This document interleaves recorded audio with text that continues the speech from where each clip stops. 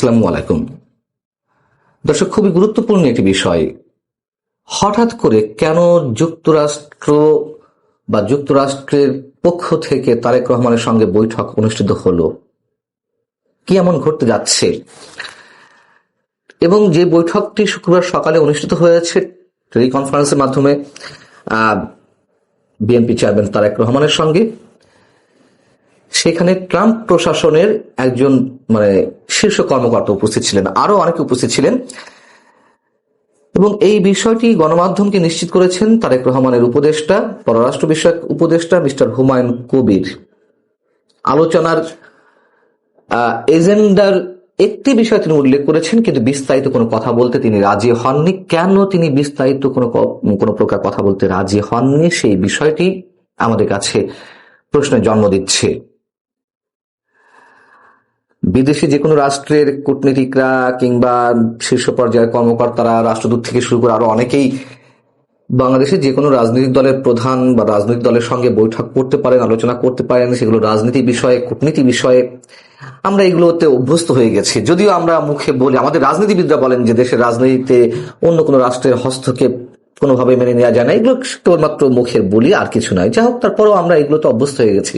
কিন্তু এমন একটি বিষয়ের উল্লেখ করেছেন মিস্টার হুমায়ুন কবির আমাদের কাছে, গণমাধ্যমের কাছে, সেটিও একটি প্রশ্নের জন্ম দেয়। কি বিষয়ে আলোচনা হয়েছে? ব্যবসা বাণিজ্য সংক্রান্ত আলোচনা বিষয়বস্তু ছিল। বাংলাদেশ এবং যুক্তরাষ্ট্রের মধ্যে এখন যুক্তরাষ্ট্র বাংলাদেশি পণ্যের উপরে যে শুল্কগুলো আরোপ করেছে সেটি কমিয়ে আনতে যে দেন দরবার চলছে, সেই বিষয়ে তারেক রহমানের মন্তব্য জানতে চাওয়া হয়েছে। এটিও কি অনেকটা বিস্ময়কর নয়? আর তারেক রহমান তো এই মুহূর্তে সরকারের কোনো প্রতিনিধি নন, সরকারি পর্যায়ের কোনো কর্মকর্তাও নন। তাহলে তারেক রহমানের কাছ থেকে এই ধরনের মন্তব্য জানতে চাওয়া হবে কেন? বৈঠকে ট্রাম্প প্রশাসনের যে গুরুত্বপূর্ণ ব্যক্তি উপস্থিত ছিলেন, তিনি US trade representative jasmine Greer. আধা ঘন্টার বৈঠকটি অনুষ্ঠিত হয় বেশ নাটকীয় ভাবে, নিঃসন্দেহে। এবং সন্দেহটা বা প্রশ্নটা কোথায়, আমি সে বিষয়ে পরে আসছি। বৈঠকে ট্রেড নেগোসিয়েশনের নানান বিষয় আলোচনায় উঠে আসে। মিস্টার গ্রিয়ার জানতে চান, যেটি গণমাধ্যমে এই খবরগুলো আসছে, এই ট্রেড নেগোসিয়েশনে তারেক রহমানের অবস্থান কি, বিশেষ করে বাংলাদেশ সরকারের তরফে যে আলোচনা হয়েছে তা নিয়ে তার মনোভাব সম্পর্কে জানতে চাওয়া হয়। তারেক রহমান যেটি খুব স্বাভাবিকভাবে বলার কথা সেটাই বলেছেন। তিনি স্পষ্ট করেছেন যে সরকার যে নেগোসিয়েশন করছে তাতে বিএনপির সম্মতি রয়েছে, অথবা বাংলাদেশের জনগণের পক্ষ থেকে তিনি একজন রাজনৈতিক ব্যক্তিত্ব হিসেবে তার সম্মতি রয়েছে। সরকার যেভাবে আলোচনা এগিয়ে নিয়েছে তাতে আমাদের কোনো দ্বিমত বা আপত্তি নেই বলে তিনি জানিয়ে দিয়েছেন। এখন তারেক রহমান সরকারি পর্যায়ের কোনো কর্মকর্তা নন বা সরকারে নেই, তারপরও তার সঙ্গে ব্যবসা বাণিজ্য সংক্রান্ত আলোচনা হয়েছে। যদি এটুকুর মধ্যে সীমাবদ্ধ থাকি, তারপরেও নিশ্চয়ই খবরটি নিঃসন্দেহে খুব গুরুত্বপূর্ণ। এখন প্রশ্ন হচ্ছে যে কেন যুক্তরাষ্ট্রের কর্মকর্তারা তার সঙ্গে বৈঠকটি করলেন? তারা কি বোঝাতে চাইছেন যে তারেক রহমানই পরবর্তী প্রধানমন্ত্রী, তার উপরে তাদের আস্থা রয়েছে? আগে থেকে তারা জানান দিতে চাইছে, যেমন ভারতের পররাষ্ট্রমন্ত্রী, আমাদের সাবেক প্রধানমন্ত্রী প্রয়াত হলে তার শেষকৃত্য অনুষ্ঠানে এলেন, এক ধরনের সমর্থন জানিয়ে গেলেন তারেক রহমানের প্রতি, বিএনপির প্রতি। আগামী নির্বাচনকে কেন্দ্র করে তারা নির্বাচনে জয়ী হলে তাদের সঙ্গে কাজ করতে চায় ভারত, এমন একটা মেসেজ দেওয়ার চেষ্টা করলেন। কিন্তু সেটি তো একটা উপলক্ষকে কেন্দ্র করে এই বিষয়টি ঘটেছে, তাই না? যুক্তরাষ্ট্র হঠাৎ করে এই বিষয়ের তারেক রহমানের সম্মতি চাইল, একটা আস্থা স্থাপনের মেসেজ দিতে চাইল।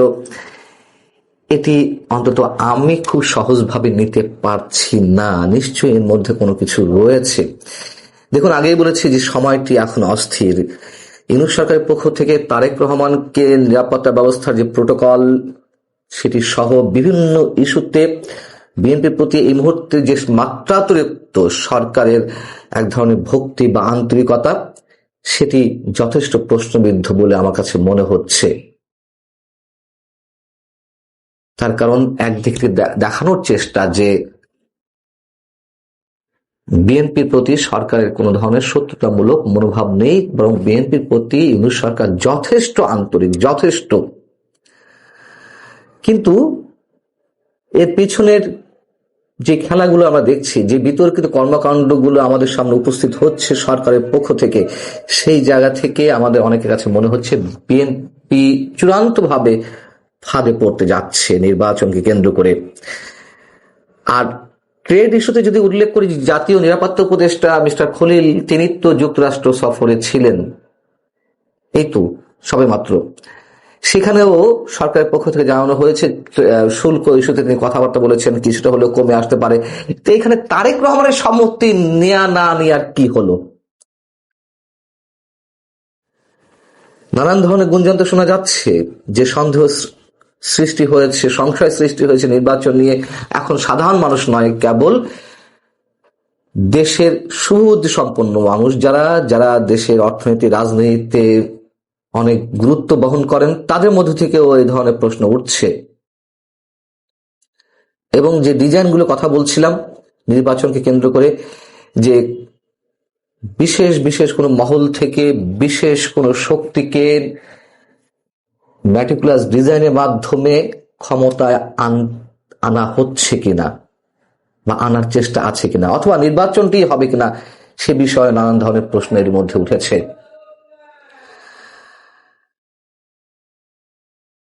সাবেক মার্কিন রাষ্ট্রদূত লন্ডনের তারেক রহমানের সঙ্গে বৈঠক করেছিলেন। কেন করেছিলেন? নিশ্চয়ই কিছু জানতে চাওয়া হয়েছিল, অথবা তোমরা ক্ষমতায় এলে, বিএনপি ক্ষমতায় এলে কি ধরনের রফা দফা হবে, কি ধরনের গিভ অ্যান্ড টেকের বিষয় ঘটবে, এই বিষয়গুলো খুব স্বাভাবিক হিসেবে চলে আসছে। যে তারেক রহমান কোনো আশ্বাস দেন আর না দেন, যুক্তরাষ্ট্র তো এই ধরনের কোনো প্রস্তাব দিতে পারে। আবার এই মুহূর্তে এসে ট্রেড ইস্যুতে তারেক রহমানের সঙ্গে আলোচনার পেছনে অন্য কোনো কিছু কাজ করছে কিনা, অথবা আর কোনো আলোচনা তো হয়েছে নিশ্চয়ই, যেটি আমরা জানতে পারিনি। মিস্টার হুমায়ুন কবির, তারেক রহমানের পররাষ্ট্র বিষয়ক উপদেষ্টা, তিনিও খোলাসা করেননি। অতএব আমি বারবার বলছি, নির্বাচনের আগে অনেক ধরনের খেলা রয়েছে, এবং বিএনপির যে অবস্থান, কখনো গর্জন দিয়ে ওঠা, কখনো সরকারকে সম্পূর্ণভাবে সমর্থন করে যাওয়া, জানাতনভাবে একটা নির্বাচন আদায় বোধহয় বিএনপি করতে চাইছে।